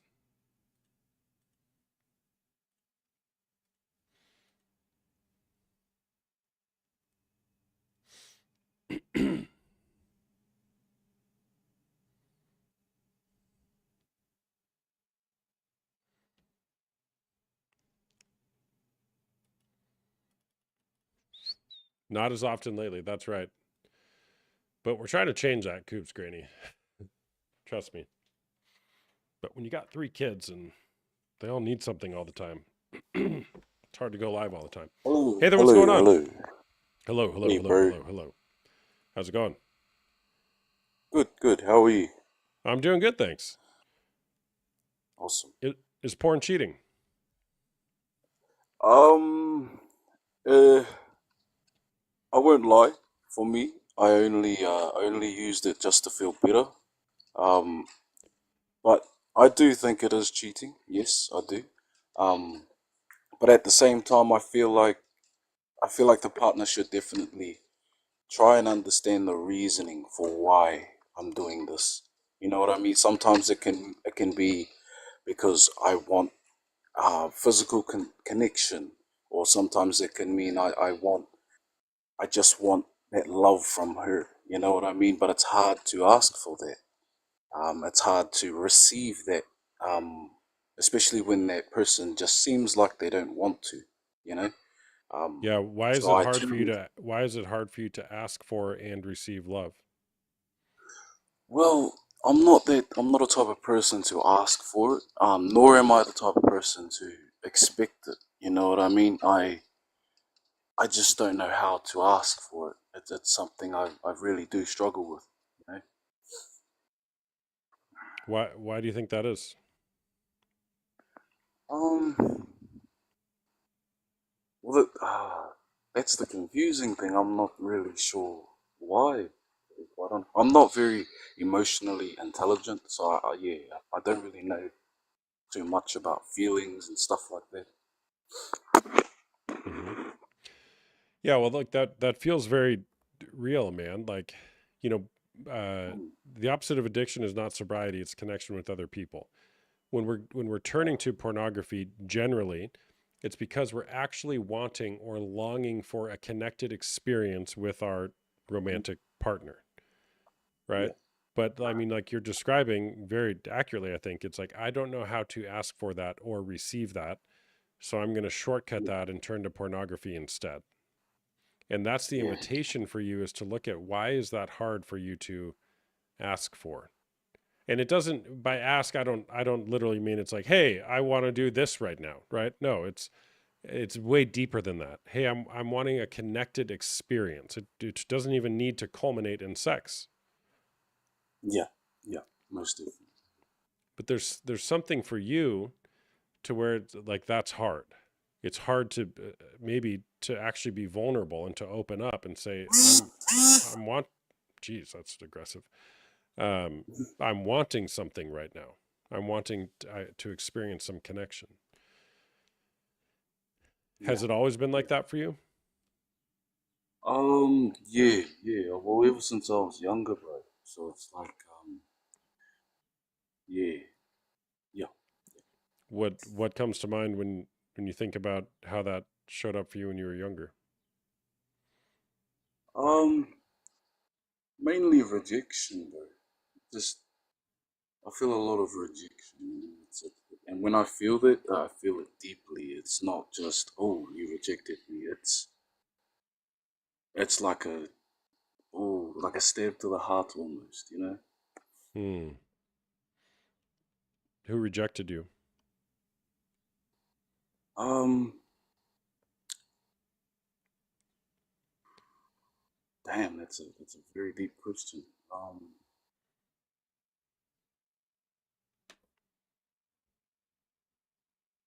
I don't know how to answer that. Well, I'm not 100%, but I feel like it's all. like it's everyone that I love, but at the same time, I feel like it's a specific person. It's very confusing. I'm not too sure. Yeah, But I got it. Well, yeah. I mean, there's something there for you, right? This threat of rejection. Um, mm, and look, I've been talking to you for 4 minutes. Uh, there's probably a connection between whatever the rejection was that you experienced when you were younger, and this. I don't. I don't feel like I can ask for connection or closeness from another person. And could it be that you're afraid you're going to be rejected again, and you're now still playing that out in your adult life based on your experiences when you were younger? mm. One thing I want to say, brother, is you're very good at cracking down on the point. Thanks. um, yeah, I But think just yeah, think about that, man. uh, Look, it's never about porn. It's never about porn. This is for everybody. It's never about porn. What's going on beneath the surface? I relate a lot to what you're talking about, man. There's things that happen when we're younger, abandonment, betrayal. I personally was abandoned when I was very young. I lost my mom when I was 5 years old. And it's like deeply rooted in me is this fear that nobody will love me. Or as a young child, almost has to internalize. It feels very active when I talk about it. It's like, well, there must be something wrong with me that makes me not yeah, lovable. And don't ask me why. It's just the way it is that this now shows yeah, up in our relationships and sexually. yeah, yeah. These fears Mm, of abandonment or fear of rejection. I don't want to risk being vulnerable with the person who I love because I might get rejected, and I hate that feeling. I don't want to feel that again. yeah, So I might as yeah, well not ask. yeah. No, that's exactly it, brother. That's exactly. But I think, like for me, because I'm not very emotionally intelligent, so I don't really know Why do how you keep saying that? Why do you keep saying that? to. Well, it's something that I do struggle with, and it's something I feel like I should also mention because um if me and my recent partner just broke up, so it's a bit of a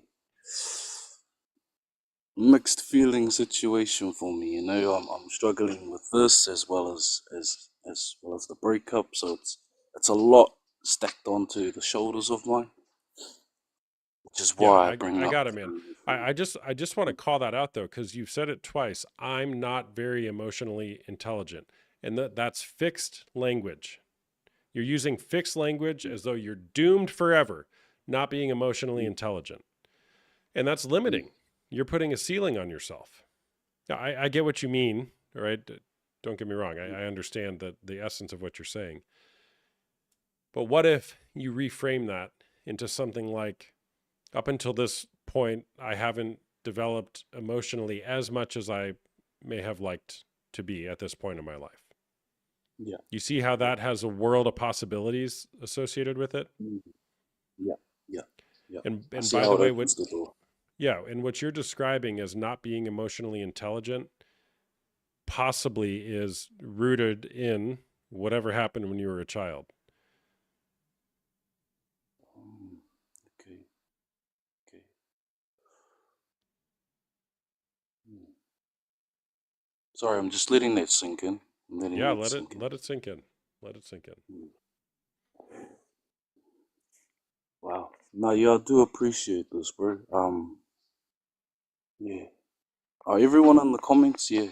No, you are not all of you are right, but yeah. No, I definitely agree with a lot of what you guys are saying as Hmm. How old are you, man? well. 22 years old. Okay. 22 years old. Wow. What courage it takes to come here and talk about this, man. I appreciate that.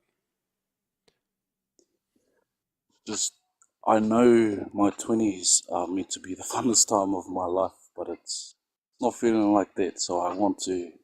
I need to start healing, bro. You know, I don't know where to start. I feel like Torn is definitely a place to start. Because that's where I go to. You know, to feel better. But the fact that this page here is up, um, sort of gave me a sign. I've been getting a lot of signs to just heal and get over the breakup. You know, Hmm. I mean, it's been 3 months, so I need to I need to kick into gear. Yeah, well, look, it sounds like you're doing a great job, man. I mean, you definitely want something to change in your life. Good job. Mm. Um, where do you live? I live in New Zealand, so down under from where you are. Okay. Okay. Um, who do you have in your life that when you're going through hard times, you share what's going on for you with?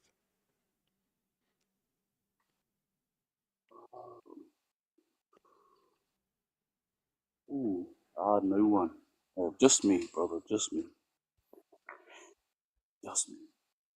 That's all I need is myself, bro. I need to depend on myself to, um, well, fix myself. You know, You sure about I that? don't want. Well, the thing is, I'm the type of person that doesn't like to put any weight on anyone else's shoulders. You know, the weight I've got on my shoulders is enough, and I don't want to be putting that on anyone else's. Well, that's one way to live life. Have you ever seen the meme of the woman carrying a washing machine on her back up a staircase because she doesn't want to ask anybody for help? And Yes, so the caption says something to the effect of, "Tell me you have childhood trauma without telling me you have childhood trauma." no, yes, so I did see that meme, and the thing is that actually sort of inspired me to keep being the way that is. You know what I mean? Because one, um, you could take off some of the things and put it on someone else's shoulders, but you don't realize what else they have on. You know, and the thing is that I've already got enough, so I don't want to be sticking it on somebody else. Yeah. What if there are people out there who want to share in your burdens with you? Ooh, that's a beautiful question. I think for me it'll take time to do that. Um, to unravel the situations I go through. Um, purely because like I said before, I just don't want to stack onto somebody else's problems. But I do see where you're coming from. Yeah. Um, Hey, buddy, you want McDonald's? Okay, you're gonna have to talk to mom about that. Okay.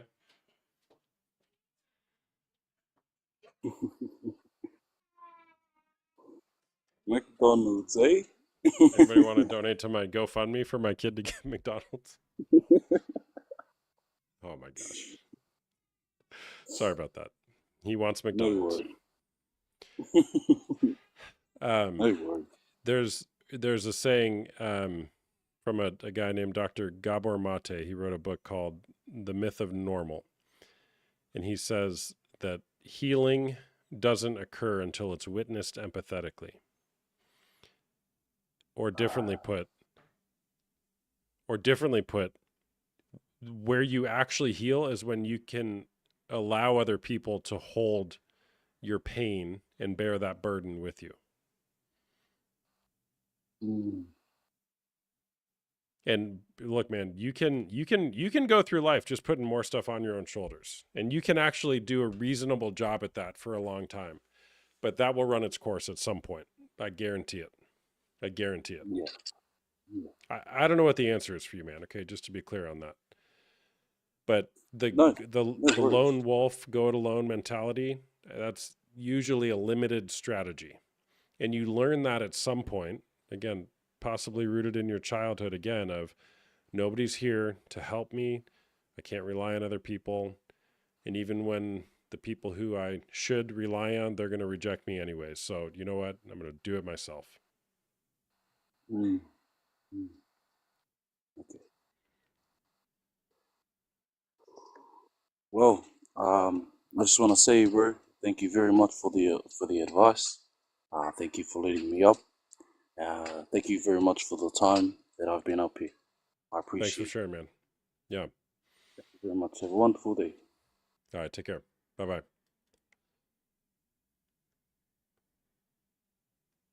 Yep. We all have a tendency to do that, people, right? We all have a tendency to want to do everything on our own. All right, I'm going to take one more guest on here, and then I got to go pick up the other kids from school. Hopefully they don't crash out and want McDonald's. It's kind of cute, though. He's so cute. I wish I could just bring him over here and put him on camera, but I'm not going to do that because sometimes we land on the moon.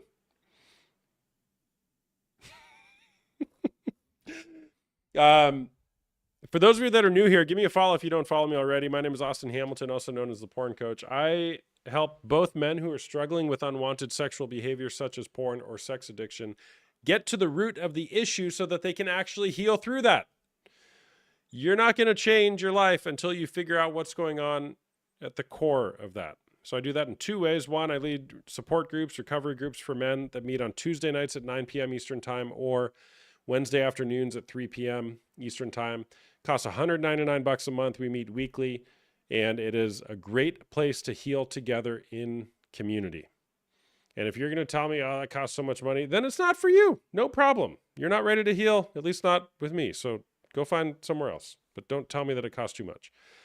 I also lead groups for women on Tuesday nights at 7:30 p.m. Eastern Time to heal through the betrayal that you have experienced, largely following content or concepts from The Betrayal Bind by Michelle Mays. And it's, again, a great place to heal together in community. The groups are led by myself and other male contributors for the men's groups and other female contributors for the women's group. If you're interested in that, you can schedule what's called a discovery call with me. In the link in my bio, it's $50 for a 30-minute call. That's private, offline. We're not going to stream that on TikTok. And we'll talk about your situation if I may be able to help. Good to see you, Nikki. Take care. That's a good book too, Facing Heartbreak. Do you do only one-on-ones? No. Most of what I do is groups, but I do also do one-on-ones, and that's typically for couples that I work with who need a little bit more support. I do one-on-one work as well. Is the group confidential? The group is extremely confidential. So much so, in fact, that I make it very clear. I have a lot of people who, the man's in the men's group, the woman's in the women's group, I say, whatever you guys tell me, I'm not bringing to the other group. So, yes, it's confidential, and that's part of the agreements that you sign up for when you join the group. Beauty is her name. Hello, welcome. See you tomorrow, Nikki. Yep, we'll see you in group. Coop's Granny. The groups are great. Yep, appreciate that. All right, hey there, what's going on? Hello. Hi, how are you? Hi, I'm good. How are you? Good, thank you. So basically, I was with someone for like 9 months who is a severe porn addict. I didn't know about it. I was trying to help him through the best I could. But at the end, he broke up with me because he said he ended up physically cheating on me, and then had been sexting both men and women at the same time throughout the majority of our relationship. So he's been really distant, doesn't want to talk to me. So it's just been hard to cope because he just hit me with all this information and just doesn't seem like he's even holding space for my feelings right now. Yeah, that sucks. I'm sorry to hear that. That must be really hard. Yeah. Yeah. And I do have to go in 5 minutes, just FYI. So we'll That's talk fine. for as long as we can. Okay. All right. So Okay. So he's not holding space for your feelings right now. How do you feel? I feel like I've been deceived. I went and flew across the country to meet his parents. He had this whole facade that he wanted a future with me, and then turns out he said a big part of him asking me out was because he thought I could fulfill a sexual fantasy of his. So I feel like our whole relationship was a lie. I'm just so confused how I could be deceived, how he could betray me like that. You know, I've done nothing but support and love him. Hmm. Yeah, totally. I can see how that feels like a. I mean, that's a betrayal, right? You thought one thing, he thought another thing, and here you are. Yeah. Yeah. How long were you with him? Like 9 months. Oh, that's right. You said that. I thought you said 9 months ago. Mhm. What are you wanting? I guess just how to understand. I mean, I've talked with a bunch of betrayed partners of like porn addicts. So I'm just really trying to understand his brain, like how he would just be okay to walk away like that. They said it could be shame, like he's afraid to face like what he's done to me, so maybe going no contact will help him like not face what he's done. So I guess like get into his head like what he's thinking. Hmm. Okay. I want to address a comment here real quick. What about other group members talk about how do I prevent that? Well, Empty Pew, if you join the group, you'll understand very quickly there's a high level of integrity in the group, and we all have agreements that we agree to before you join the group, and then we reiterate that in the group. So that's really not an issue. And the fact that you're asking me those questions indicates you've probably been burned at some point, and I see that. So I'm Mhm. sorry, but if you want to chat more, schedule a call. All right. So you want to understand why he's doing this. Are you guys are you together with him right now, or did you guys break up, or where are you at? No, he broke up with me. He basically dropped this whole bomb, told me everything he did, and then said, I can't be with you, I don't deserve you, I don't know myself anymore, and then just like left. And I Okay. tried to reach out to him to get more answers. He was really dry with me. I just want to understand, just tell me what happened so I can just move on. He was really dry with me and just didn't give me the time of day, basically. Yeah. Yeah, that sucks.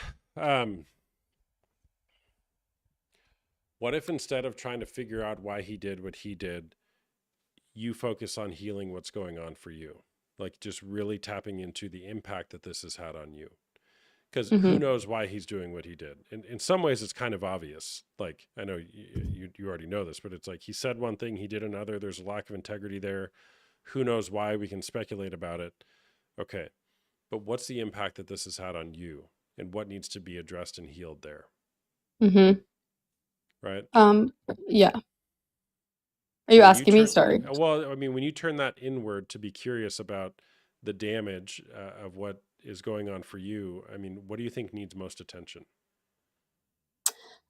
Just like understanding. I mean, I feel like yes, I know I did nothing wrong to cause this, but it's like, if anything, I feel like I couldn't have been more perfect in the relationship to him, supportive, doing everything for him. So just like I said, understanding why he did what he did, which I might not ever. Um, but just like, how could I have been so deceived, I guess. Hmm. Yeah, if you had those answers, what would that change for you? If you got an answer that was like, here's why I did this, how would that change? I've thought about this, and I think I would just have more questions. Like if he said, because he physically cheated on me, he said he went home with a girl from the bar.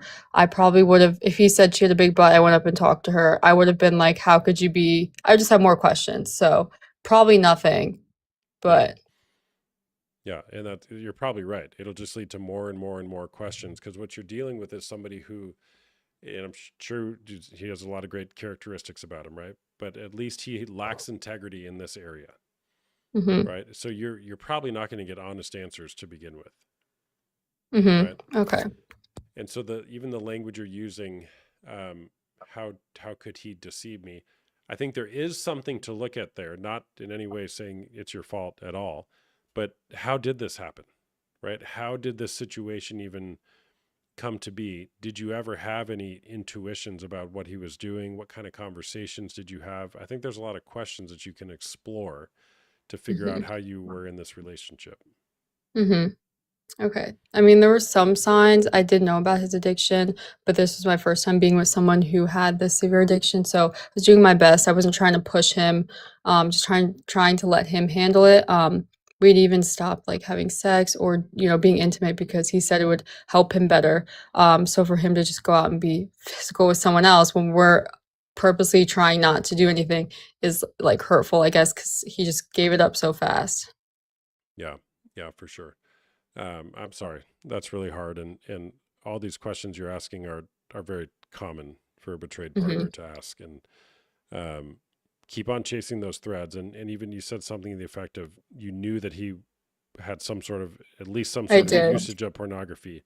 There's a lot to unpack there, right? And if I could just condense this in a really, really short thing for the sake of time, it escalated to a point that when the more distance you get on it, I think you may see that kind of makes sense how it got there. But there was red flags that you ignored along the way, and then here you are, which is a terrible situation. Does that land with you? Yeah, I mean, I think I was feeling off. He would become more distant with me and then want to not like be intimate with me, or I could just tell something was off, but I was like, you know what, I'm just overthinking it. Like he's just going through stuff. So looking back, I did see that there were things leading up to it, but you want to see the best in people. Yeah, totally. All right, well, thanks for sharing. I got to go get my kids from school. Sorry to be short here with you, but I appreciate you sharing, and sorry you're going through that. Thank you. Yeah. Thank All you. right. Bye-bye. All right, everyone. Thanks for being here. W's in the chats for all of our guests. My son's still crashing out about McDonald's. I got to go get the other kids. If you're interested in healing your relationship, whether you've been using pornography and devastated your partner, or you've been on the other end of that, there is hope for you. I promise you that. You got to work on what's going on and get to the root of the issue. If you want to learn more about my support groups or chat a private call to see how I might be able to help, feel free to schedule a discovery call using the link in my bio. And Krista, okay, text me. I'll pray about it. Okay. Great being with you guys. Make it a great day or not. The choice is always yours and nobody else's. It's always yours. We'll see you next time. Bye-bye.